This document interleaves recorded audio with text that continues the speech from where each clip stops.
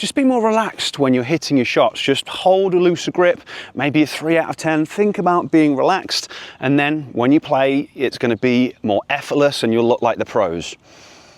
No, it's not that easy. You already know that you're supposed to be relaxed. You've heard it how many times?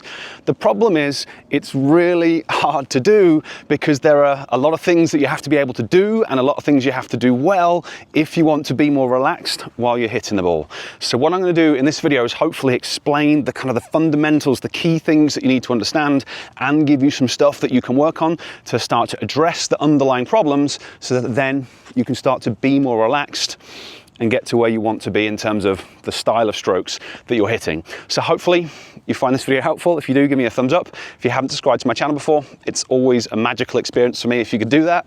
And let's get into it. Tensing up is what your body does as a protective mechanism when it's stressed out. So if you're tense when you're hitting any of your shots, doesn't matter what shot it is, despite the fact that you're trying to be relaxed, it tells you that something is stressing your body out, so your body isn't able to relax. So we have to work out what can be stressing the body out. And there are a few different things that can be making this happen, but I'm going to go for the jugular, the most likely thing, and that is how well your visual system is functioning.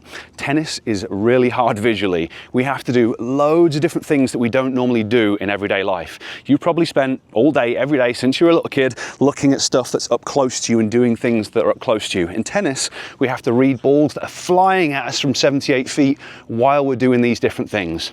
Like, people intuitively understand the level of athleticism of professional tennis players. The way they move around the court, you know, Djokovic is jumping side splits, which obviously I can't do. Incredible athleticism, but what people don't think about is what's going on with the visual system. How do they react to a serve at 140 miles an hour? That's not so much about the legs, that's about seeing the ball coming really quickly. So their visual systems work amazingly well, and the chances are yours doesn't. And why that's so important is our visual system takes up more brain real estate than anything else we do.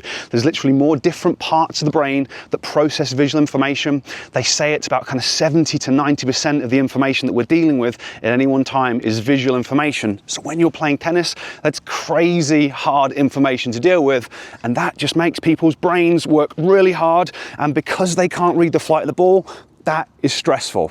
I have done a lot of vision training with people. That's what I mainly do for work. I teach people how to improve their visual system.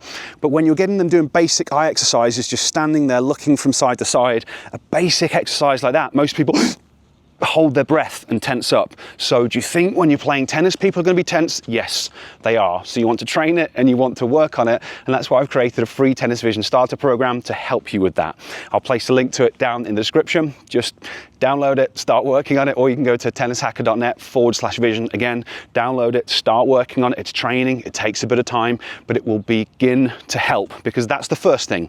Visual system has to not be a major source of threat and stress, which it is for a lot of people. Then we can start to think about technique, because there is a technical issue that can prevent you from being relaxed through contact, but you just have to understand that the visual side of things comes first because of how our brains and our bodies are just designed to function. But technically, the thing that's going to create difficulties is late timing. So not using your kinetic chain efficiently, so driving through the hip, then the torso, then the arm coming through, and then having done all the hard work with the big muscles, and then we can meet the ball out in front a little bit more effortlessly and a little bit more efficiently. Well, a lot of people, they start their swing too late, and because they start the swing too late, the ball is too far this way, and now they don't have space. They start the swing, they don't have space, they don't have time to do hip, torso, and arm coming through, so they just arm it. So they tense up the muscles in their arm just to try and control what the ball is doing, and to prevent the racket being knocked out of my hand. So it's the timing thing that you have to work on technically in order to be able to do it. And really there's a bit of a process involved in addressing timing. The first thing is you need to make sure that you're set up in the right position in time for your shots. If you're not prepared in time, then obviously you're not going to be able to start your swing in time and meet the ball out in front. Now, instead of going into how to fix late preparation, I'll place a link to one of my YouTube videos that goes through it down in the description so that you can start working on that. So we've got preparing early, but then once you're prepared early, you still then have to work on improving your timing. And there's no right or wrong with this, but the way I did it when I was relearning to play left-handed, so I'm naturally a right-handed player, but I've had to switch hands because of an injury. So I'm relearning to play left-handed, and obviously the timing's the hard part. So I had to find a way to kind of fix that with myself. It's different. I grew up playing tennis when I was a kid with my right hand, so I was able to do it. Left-handed, I'm starting it as an adult, it's a little bit different. So I had to find a way to solve the problem. And the way I solved the problem was I would feed myself different balls over and over again. So maybe I feed a short forehand and I just try and read the flight of the ball and I try and step in and I try and hit it. And I would either get good timing or I would hit the ball late. And then I would think about the flight of the ball. So I'm feeding the same ball over and over again on a ball machine. I know roughly where it's going to go. I know roughly how it's going to bounce. And on that one, I started the swing just as the ball was bouncing and I ended up being a little bit late. My contact point was a little bit late, so I need to start the swing sooner. So on this next one, okay, I'm going to wait for it to come in and I'm going to start my swing just before the ball bounces. So now I'm going to start my swing a little bit sooner and that might let me fix the timing. And it did. And I just did that over and over again. And then I would change the type of feed and change the type of feed and change the type of feed. And it's got me to the point where I can hit pretty good shots with my left hand now as well. So if you haven't tried this systematic approach, I highly recommend giving it a go because it seems like it's worked well for me. So that's the one that you kind of need to fix. But like I said, there's a few bits involved.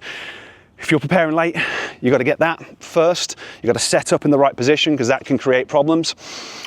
Then you've got to think about starting the swing sooner, but obviously your visual system needs to be working well enough to do all of that, to fix any of those problems. So that free program is down in the description, or you can go to tennishacker.net/vision to get hold of it.